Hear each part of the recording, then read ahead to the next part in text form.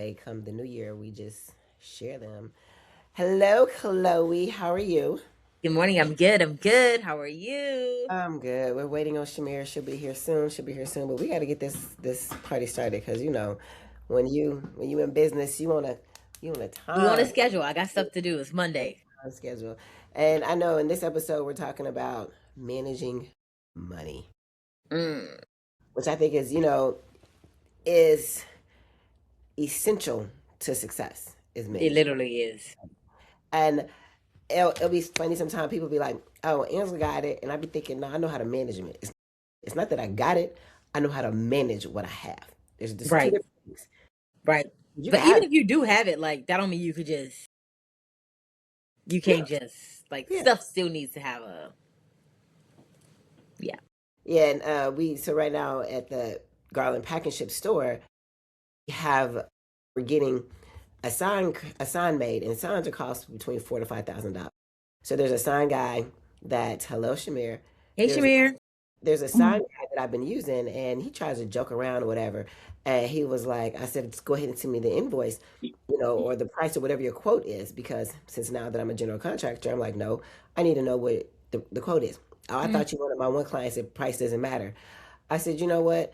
I may have it, and price is always going to matter, but please believe there's also a ram in the bush, meaning you are not the only one that I'm getting a quote from, sir. Give me my stuff and don't play with me. So he ended up being the one that had the best quote, but I also got to make sure he gives it to me in a timely fashion. So it Yeah. comes down to, yeah, you can have it, and who cares what people think that you got it? But no, no, we're going to talk about how to manage this stuff. Yeah. Hello, Definitely. Shamir. How are you? Hi, I'm great. I'm actually still on a high from yesterday because I got a seat on a private jet with Q. I want a seat. Really? Yeah. Congratulations. What? Thank you. Congratulations. Yeah, How so before we started, she said that the top 5 people inside the group will get to fly on a private jet with her, all expense paid and everything. We'll pick the destination, whatever, and that way we could build content and stuff. So I was like, I probably won't do it because I haven't fully launched my mentorship yet. Other girls have launched, but she said that wasn't just it. It was just showing up and talking in the group and encouraging others and stuff like Mm. that. I was screaming last night. What is this? What group is Q, the CEO. So she's a business coach and mentor. So she had a 3-month boot camp to help you turn into become a mentor. Sorry, I lost words. To help you to become a mentor. And it started off with about 100 of us. And coming down to the end, only like 30 used to show up. So that means people invested their money and wasn't showing up. Like a lot of them were saying, like they didn't think that it was going to be this hard. This isn't for them. Yeah, but and don't they want to have proof of concept? yeah, that's why we're talking about managing your money. And that's another Mm-hmm. thing with managing your money is like getting a return on your investment. hmm You can't just throw your money out there and think, oh, well, you paying like people have done for you, but I'm assuming the accused wasn't a done for you, it was a done with you. is it done with you? Yes. So you When got I tell you that girl is great because she makes a lot of money from doing this. Like the first one I went in with her, that was 6 weeks. She made over $200,000 because she had over 200 people signed up.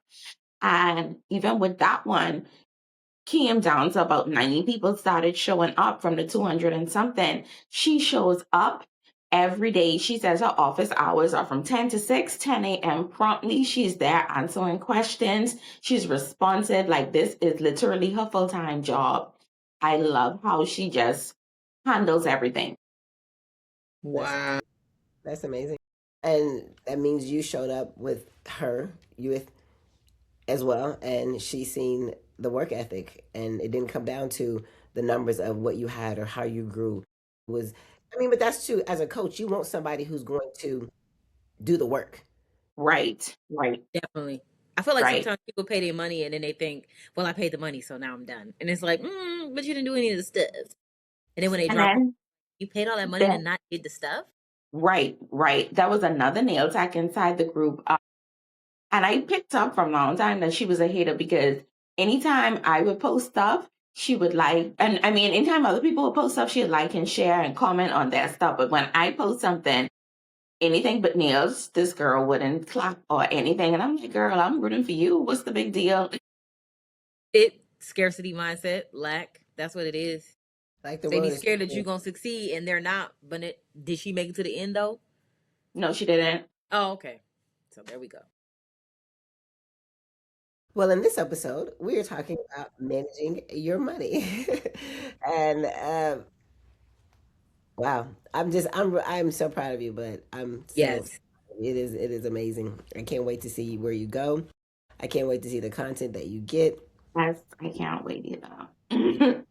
and everything. That is so amazing. All right, so let's talk about money management. Well, Shamir, we're going to start with you. Don't start with me. She's like, I'm not ready. I'm not ready.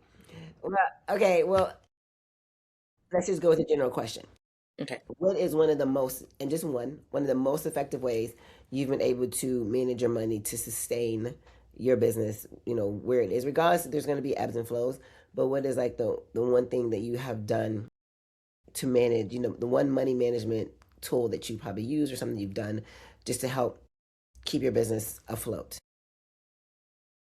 I'm gonna start. I'm gonna say auto deposits, and I don't mess with them deposits regardless. Like I have a certain amount that goes to the checking, to the savings, to the Roth IRA accounts, and then I also have an app called Run, and so that like skims money off the top of my account. And so then later on, like if I feel like, oh no, it's getting too low, like I like to see a specific amount there. If it's getting too low, I'm like, I could just get it out of Run, and it's kind of just like skimming money, like $5, $10, but it literally all adds up. So auto deposits, making everything automated. That's a good one. For me, is the Profit First book. When I read that book, oh my goodness, that changed everything for me. Separated my accounts after I read that book, became a non-negotiable.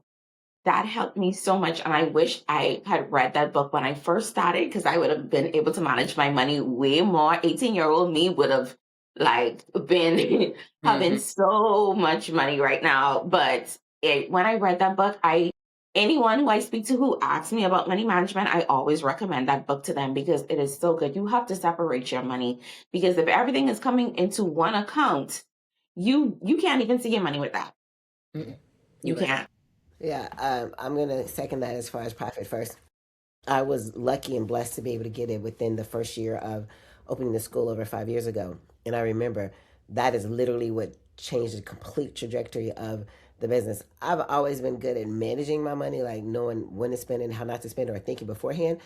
But having those accounts, like Shamir said, was the main one is your income account. So even your auto deposits, Chloe, I know you've read the book, but even with like the income account, the income account, that's like where all their money just goes into. So it's easier also for your accountant because they're able to see how much money you're making, because all the money I make, regardless if I know that the money I'm about to deposit needs to go into my rent account. It goes into income first, then I disperse it. So a little bit about the Profit First was, of course, for me, I have my income, I have my rent because of the rent for the business. I have my payroll account for the people that I pay as well as myself. I know Profit First says owner pay, but I have a payroll, so I put me on payroll. Taxes for sure. Taxes. The first one mainly is profit. Then I also have as far as the kits, because when the students put their enrollment fee, that goes towards the kits. So that money just goes straight towards the kits, so I don't have to touch it. I know it's going because that's what the money is for. So like knowing, delegating where all the money goes, and then being able to pull that stuff out from there.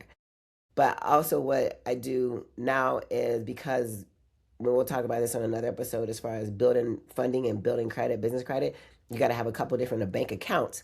So now, what I started doing now that I'm working with a funding partners is my rent account is at another bank.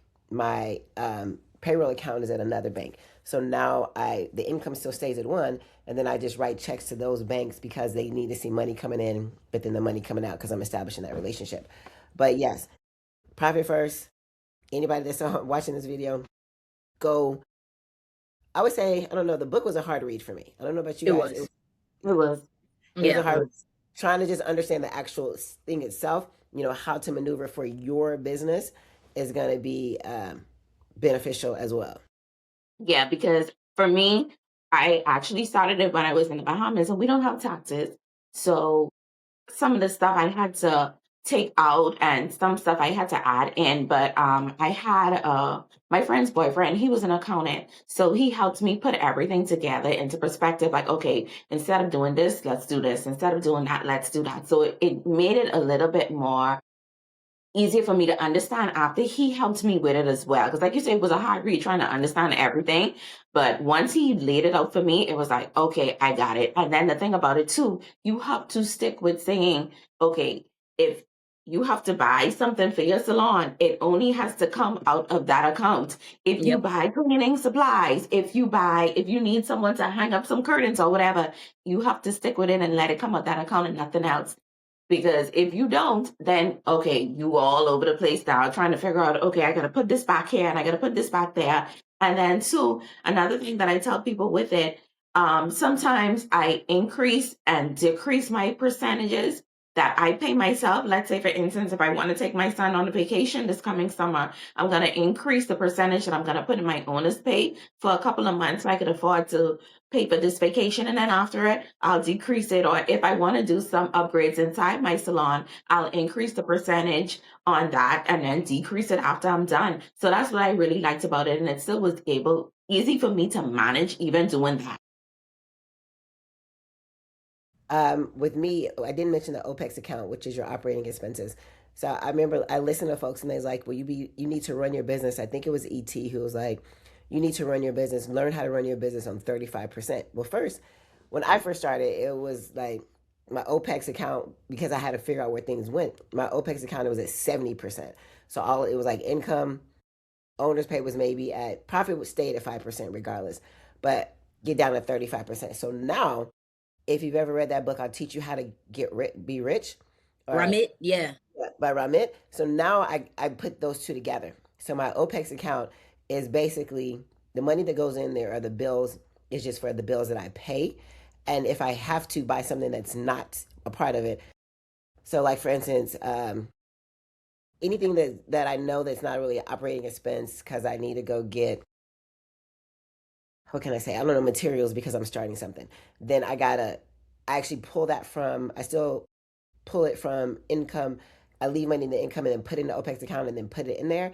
But now, I mean, I'm happy to say that I'm running my business as far as on operating expenses, the bills and things that I know that are regular stuff that's coming out at like 30%, which is great. So now when I need gas, because it's still in my business account, it comes from my owner's pay. So it comes from kind of the payroll and then still being able to pay myself. So with me, I still cut myself a check because I'm an S corp, but also I have like what's called owner's distribution. So when I need money for some other stuff, I pull that out of income and put it in my personal account and move. So like it's just a little bit ways to, so I don't have to pay as many taxes as like what the rich folks do, is like they Mm-hmm. show that you don't have money. So I normally don't give myself that time until I need it. But then, it also comes with that, like we talked about time management.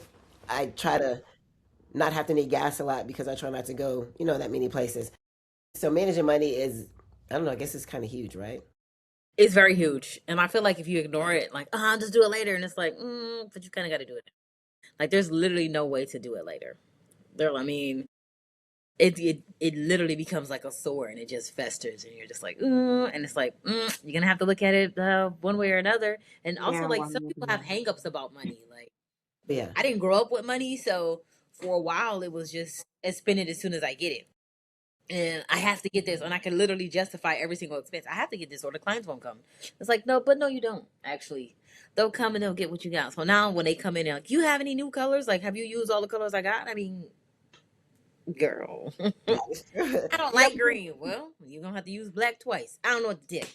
and you can See, mix the it. thing about it is, when I was 18 starting doing nails, everyone was just saying, save your money, save your money. But no one broke it down to me and say how to save this money. I was hearing that every day. Oh, you're making all this money, save your money, save your money. Okay, how? What? No, but I have no resource or anything for anyone to tell me what to do and how to do it. Right. Okay. So when I started working retail, it was by the time I got to Walgreens, and like I'd never seen this man again. Let me tell you that. This old man who worked at Walgreens was like, "You're not buying the stock," and I was like, "What?" He's like, "Yeah, you got to buy the stock." And I had been interested in the stock market anyway. And I was like, no. He said, well, for every dollar you buy, he's like, they're giving it to you for half, and then they're matching you. They're giving you $5 for the dollar you put in. I was like, what? He was like, yeah. So I set that up with Walgreens, and that's what got me into the stock market. And I literally never seen that man again. Like, I cannot explain. That probably was an angel. And so after that, it got me interested. And so now I'm like, dang, they give me extra money. And I call like Fidelity, and they're like, oh, that's your dividends. And I was like, well, what can I do with them? The guy was like, well, you can reinvest them. And I was like, really? And I started buying more. And that's how that built up. So I'm like, even if you think you can't do it, you can. You can. Right? You have to, like, take a chance. Take a chance. Like, you know what you're gonna do. It's better to try it and figure it out. And then they have so many resources to help you. And I used to have this friend, and I would tell her, like, you need to invest in the stock market. You know, I started my account with just $25 a month. And she would tell me, like, I'm not that adventurous with my money. But the whole time she was giving her money to this man. And she wasn't getting no return on investment on that. So I was like, okay, girl. Okay. I know Shamira said talking, how to teach people how to save their money. I know you can't save your, who's used to say you You can't can't save your wealth through Save your wealth. way to wealth. save your wealth, Mm-hmm. but knowing how to set it aside. So like not even saving, but set it aside for when you have it. I mean, everyone teaches this from Dave Ramsey to the man on Mm-hmm. the corner, right? But as nail techs, it's coming right then and there. You know how we do it. I don't know if you just said it, Chloe, but if you do take deposits, then that money needs to be set aside because what if something happens, right? You could either set that aside for something else for a rainy day and not, but it's already credit to that client, or use it, but I don't know. I'm a little lost for words myself right now, probably because I. No, I understand what you're saying. I understand what you're saying. I used to tell like the nail techs that were in my business group, like sell packages during the holiday. But when those people come, if you sell like 12 services, when those people come, you still need to have that money sitting in the bank account just in case they don't, but have your policies together. Because then when it gets to that day, you're gonna be to spend the money, and then you're gonna have an odd feeling about doing that service. Why I ain't get paid? Like you did. Just got Yeah. paid a while ago. Yeah, and that's part of the mindset too. Hmm. I mean, managing the money definitely comes along with having a great mindset. And granted, it's not a sexy subject, but it's a required subject that needs Yeah. to be addressed. I think it also boils down to like background as well. So I knew that I did not want to be in the same financial situation that my parents are. Like they Mm-hmm. literally never got out of it. And I was like, how can you be an adult and you never actually move the needle forward? Like you're in charge of me? So I would literally, even as a younger person, like in high school, I was selling candy. We would go to Sam's Club, and I was selling candy in between floors when we in changing classes. And then when I went to college, I was making T-shirts. I was writing papers for people. Like I've been hustling for so long that I always had like a stack of cash with me. And like, oh, well, she always got money. Like okay, you can have an attitude about me always having money, but guess what? I always got it. And so that kind of helped me understand like this is a ever flowing resource. I don't need to hoard it, but I do need to manage it better or manage it well. Yeah, and then too, even with the money, is like when Shamir was speaking earlier, showing up. So when you do spend the money, how can they make sure they're getting their return? Even I know this is a complete mindset question, but put it into words. Just speaking of your experience yourself, Shamir. I mean, I know personally when you made that initial investment in the Q's program, you didn't have it per se because of the transition you were making, but you did. And how long ago was that? And then where you are today and what has happened in that process? So I invested in two mentorships with her. So the first one was early in the summer, like probably about June. That one was for 6 weeks, and that was great. But even though it was for 6 weeks, we still had access to her for no, no, I said it wrong. She did a 5-day challenge, and then we still had access to her for 6 weeks. And of course, because all the gems that she brought out, and I had already seen that she was she was exactly who she said she was Hmm. showing up, and I was seeing like this the A lot of lots of words. I just started to see the results. Okay, I started to see the results in my business. And now I told her this as well. I said, Q, I didn't just come in this for me. I came in this for my husband's business as well, because the same things I'm trying to do for my business, I'm trying to do for his business. And that's what actually made me sign up for the other mentorship that she had, the 3-month one. And, I knew that, okay, I've already put my money into this. I have to show Mm-hmm. up. Mm-hmm. Money, you just can't pick money up on the floor, up off the floor. There's no money tree in the back of my yard for me to pick off every day. I need to show up regardless of whatever I may be going through, because yes, I had a lot of setbacks during that. And I still showed up. And it just saddens me to see that a lot of people, they started off so hype in the beginning and saying, oh, I got this, 2026 is going to be my year and this and that or whatever. But the one thing that people always tell you to be consistent, and you can't. You already invest your money. Now you just gotta put in the time. You That's have, it. yeah, you literally That's have, it. you literally So have to. I don't let my money go to waste. Money, I work too hard for my money, and I, no matter what, I am going to put in that work for it. Yeah, I think that's the same thing too. Even with the school and students pay the money, and some of them, like, they're required to come to school, like they're required to be there, so they're coming, but then they don't take their exam, or they don't they're still not out here with a license or even doing anything with it, or they do get their license and they still not doing anything with it, and they're going to go get a part-time job somewhere, and that comes from a lack of confidence and feeling like, and I get it, I truly get it. Managing your time is also part of managing your money, but I get it. It's like, well, I want something that I know I'm going to get paid for, but they'll fire you in a heartbeat. Then you still got to start from the beginning. So even with me, I remember, yeah, that was me. I did nails, and I also worked somewhere because I was like, I got to make sure I have a steady paycheck. But I always still did nails. Like, that was my part-time job. I didn't get another part-time job. It was like, I'm gonna make it work. So then having that money, but I didn't spend that money that I made with nails. I put it back and maybe to some system. But Chloe, I wasn't the kind of person that had all that polish back in the day. I used to mix my stuff. I'm like, look, Uh, my stuff is very recently, maybe like the last 15 years, it's been like organized. And it's not even like that great. Like, you made me think of something. I'm literally going to email Melissa, like, we need to look at my percentages. Even speaking about how Chloe has all those polishes behind her, right?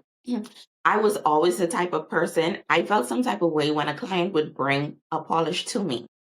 Sometimes, like when I first started doing nails, I had this one particular client. She was my very first client, and I would always ask her, like, why do you keep coming to me? I'm not that good. There are other girls inside the salon who are way better than me. And she believed in me. So she would, every time she would travel, she would bring me back a lot of polishes. Now, with that part, I didn't mind. As the years went by and clients started bringing colors that I didn't have, I was like, okay, this is a sign for you to invest in your products. You need to spend the money, because clients shouldn't have to be bringing 5 and 6 polishes to you to put on your shelf. No, they are paying you. So you need to take that money and invest in your products. That was a pet peeve of mine. So as time went by and I started to build my polish collection, when they brought this stuff, I was like, I have this, and it made me feel good to say, I already have this color. It's not the brand that you have, but I have this color. I actually have 2 of those. Yeah. that's true. I ain't gonna lie. I was the opposite. I wanted them to bring me the polish because all I had was purple. So if they wanted another color, that'd bring, that'd bring whatever color they wanted. Yeah. And just to sum it up just a little bit, because I know managing money is not a sexy subject. However, I think as the growing nail techs that are trying to move beyond the table, they definitely have to have their money skills in place, money management skills in place. And since we've all used Profit First, and I don't want to make this a video about Profit First, but I do want to end it with whatever kind of feedback, Jim, or a summary you could give to them how Profit First helped you, so that way they can make it help them. I'm going to say this. If when it's tight, or you consider it being tight, if you start off with the system and you continue with the system, you will eventually evolve yourself where you would make more than enough so that you can stick to the system. So in the beginning, when you're like, well, why do I need to save 10%? And I shouldn't have to give the government my money anyway, they're going to take it. So you might as well give it to them. start with the system and just stick with it and then keep making more. Because I did the same thing Angela did. I had always these full-time jobs, but I was doing nails on the weekend. It wasn't no day that I was at just home just chilling. I literally was working 7 days a week because I'm going to do nails and I can't get better if I don't keep going. So when I set the system up, just stick to it as much as possible. Stuff did happen and pop off and I had to make some changes, but stick to the system and it will work for you. Agree. Say, don't spend money until it gets in your hand. Mm. And that is a big one for us in the beauty industry because we think the clients are always going to come. Oh, she has an appointment, so she's coming. Suppose that client cancels. And you were depending on that money to pay your rent. Don't put yourself in a position where as you are just waiting for the money to come to spend it, or before it comes, you spend it saying, okay, when she comes and she pays me that $150, I'm going to pay the light bill, I'm going to pay the water bill. You have to set yourself up in a position where once you have it, then you spend it. Then when that comes, then you worry about putting that on an account and spending that after you go. Yeah, Yeah. I agree. Mine would be for me and for everyone else is if you know you have mine is rent. Like I know I can't run my business because I have a brick and mortar unless the rent is paid. Mm-hmm. That's where the money goes first, right? That's where I put my money in first because I'm like, the bill could be paid a little late, right? But rent got to be paid on time On because time. like it could be dark here, but we still got a place to have it. Like, we can light some candles, but you know, sticking with everything that you all just said, definitely make sure it's a system. Even when money is tight, I still stick to my system, and it's still profit first. But definitely think things go into the. I still put that 5% in profit first, and my profit that always goes there. But then everything goes to the rent first. I take care of that part, and then I start distributing the money to what have you from that point. But yeah, money management is not sexy, Mm. but it is essential to success, whatever it is that we do. Because I don't think any of us would be sitting here unless we actually knew how to manage our money to move ourselves beyond the table. So look in the description below because we will have a lot of links for you all to check out when it comes to money. And we'll see you next time. Mm.